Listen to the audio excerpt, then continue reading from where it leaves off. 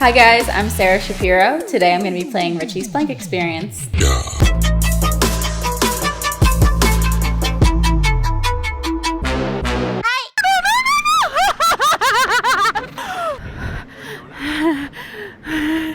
I want to know what spider cake is. Are you sure about that? Hi, I'm Sarah Shapiro. I'm an occupational therapist. Occupational therapy is a healthcare profession. We work across the lifespan from babies all the way to hospice care, helping people engage in activities that are important to them. I work in a hospital setting, so we work on helping people with the most basic activities that they need to be able to do when they get home: dressing, bathing, using the toilet. If you've had a hip fracture, it might be really hard to dress your lower body. If you've had a stroke and you can't use your right side, it might be really hard to brush your teeth and a lot of other things. And so we're working on all those sorts of things. One of the areas that occupational therapy also focuses on is arms and hands. And so today I'm going to be looking at some clips of VR games and what people are doing that might injure them, and seeing if I can give you some tips on how not to.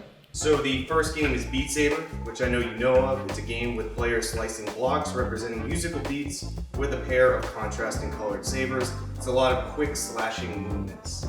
So you don't actually, in this clip, the movements look pretty controlled, but are these real people or this cartoon, right? This is Real person. That's Proper D. He's amazing. Sorry, Proper D. So I think probably because he is so experienced with this, he has a lot of control when he's doing those arm movements. You're not getting any resistance there, right? So you're doing these chopping movements and there's nothing kind of pushing back. Whereas if you were actually hitting a block that was flying at you, you would be feeling some resistance there. And so I think our brains get a little bit tricked and move with more power. Move your arms with more power than you need to. So I think he's doing a great job in this, but I would say that if you're new to a game like this, then probably starting slow, doing one game. I don't know how long each game is, but starting slow and not just like going for an hour straight in the beginning, but really trying to build up, 15 minutes, then 30 minutes, then an hour kind of thing, if depending on how long you play a game like this, I don't know. So the second one is Audica. It's a VR rhythm shooter game. In this game, you're going to be spending a lot of time holding your arms up in front of you. It's a lot of pressure overall on the shoulders. It's funny because this chick's body kind of looks like mine. What I notice, and you can see, is her arms aren't out the whole time. She's bringing them down even just little bits, and that's because holding your arms up for a long period of time is going to fatigue them so quickly. Once they get fatigued, you're going to start to overcompensate or compensate by shrugging your shoulders, using accessory muscles that then you're going to wake up the next day with a headache or a neck strain, that kind of thing. So that's where giving your arms rest breaks makes a difference. Now, if it were me, because I would suck at this game and be terrified probably, I would be like this the whole time and really regret it later. Sounds like she's doing some kind of beating her head up, down, and doing something like that to help give your arm and your shoulder girdle the breaks. It's going to be important. So this is the thrill of the fight. It's a VR boxing game that focuses on authenticity. Every kind of jab, dodge, uppercut, hook, every single punch in the book. It's one of the most taxing physical VR games. I feel like this guy needs a punching bag because you can tell that he works out and that he maybe does do something like boxing at the gym or wherever, but without any resistance, anything to actually be punching. You see how his body, he's kind of jolting forward sometimes because there's nothing there to stop that fist. So his brain is saying, send all this power to the human in front of you. And then there's nothing to stop that force. And that's where you end up injuring a joint. I have only played VR once before, so I'm probably missing some things here. There are probably some things that I'm not aware of in terms of how it all works and how people do move. I would just say that given the repetitive motions, the lack of resistance, and probably how real it feels, you just want to keep going. It's important, especially starting out, to start slow and build yourself up and then just give your body the breaks that it needs. I'm ready to go play some VR. We're gonna go play some Richie's Plank Experience.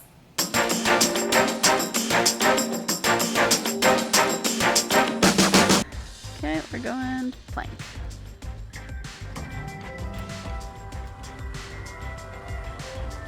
Donuts.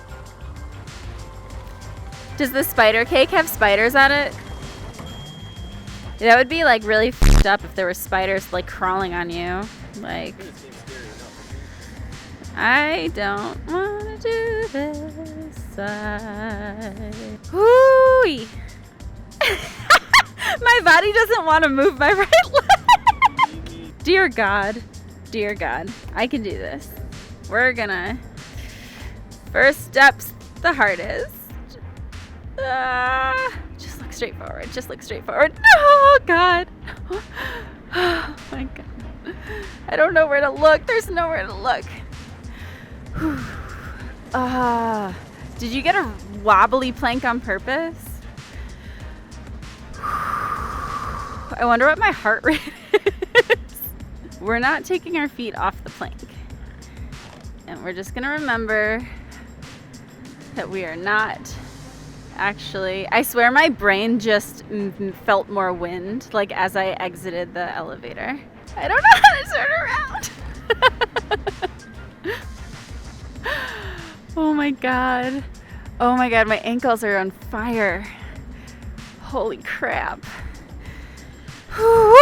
Don't look down. Okay, we're just gonna go like this. Oh, you can see the elevator. Oh my God. That creaking sound is not helpful. Go.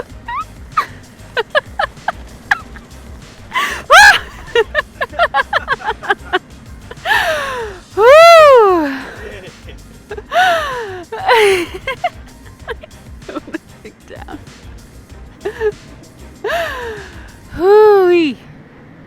My palms are like, oh. I want to know what spider cake is. All right. Whew. What the f***? Wait, do I have to pick up the cake? Pick up the cake and bring it back and eat it. My feet are so big. We're just gonna stare at the cake.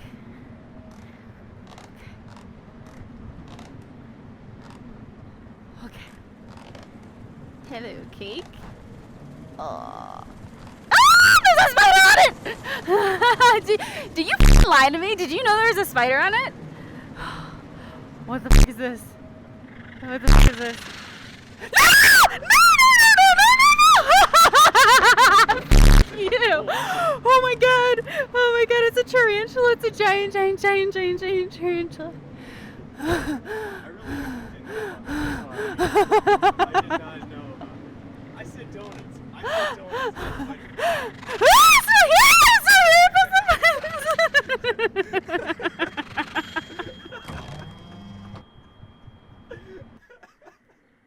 So, expectation versus reality. I normally get pretty scared of falling. I like being high up, but I get scared of falling. And I would say I was less scared than I expected to be, just knowing how real virtual reality feels.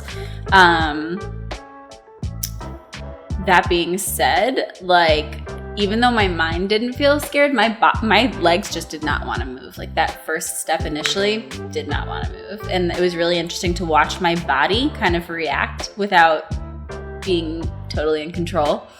The fear factor. So just initially, I honestly thought it would be a little bit scarier. I thought that, like, I mean, looking down gave me a little bit of vertigo and stuff like that, but I think I felt like, I just think that if I played this game a few more times, I would get to the point where I wouldn't really be as scared, except for the spider cake. I don't think that I would ever get past that little hissing sound coming closer to me, and that but the actual walking of the plank, I feel like that probably would get old a little bit fast. I think that you could definitely make it a little bit scarier with making the plank more rickety.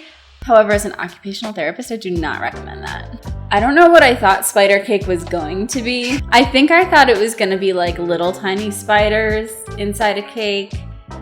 and I don't mind spiders in real life, but when you're standing on a plank, suddenly spiders are a lot scarier. I think part of why I wasn't quite so scared when I was up there was because when you're looking around, it's this very serene landscape. It's like the mountains and there's like the ocean in the distance. And even when you turn around, I didn't look too much, but there was like something in the distance that looked really pretty. And I could feel that calming me down the whole time. And one of the things that I love about VR, just from, this is only my second time trying it, is its like immediate ability to just trick your brain into feeling something different than what it was feeling before. And so obviously with the spider thing, that was absolute terror and my heart rate went up like 40 points. But when it comes to the calming things and when you're in a serene place and the wind is blowing, I can feel my heart rate calm and I can feel my mind calm. And I think that there's such a healing benefit to VR. I think there's so much that can be done with using it to meditate or using it just to do whatever a Western version of meditation would be, where you just sit and look at a calm landscape, that kind of thing. I mean, especially with COVID right now, everyone trapped at home, what an incredible way to be able to escape, but have a beautiful experience. So I think that there's just tremendous power in it, and I really hope that that there are groups out there that are trying to figure out how to harness that. Thanks a lot, guys. I'm Sarah Shapiro, and enjoy your VR and stay safe.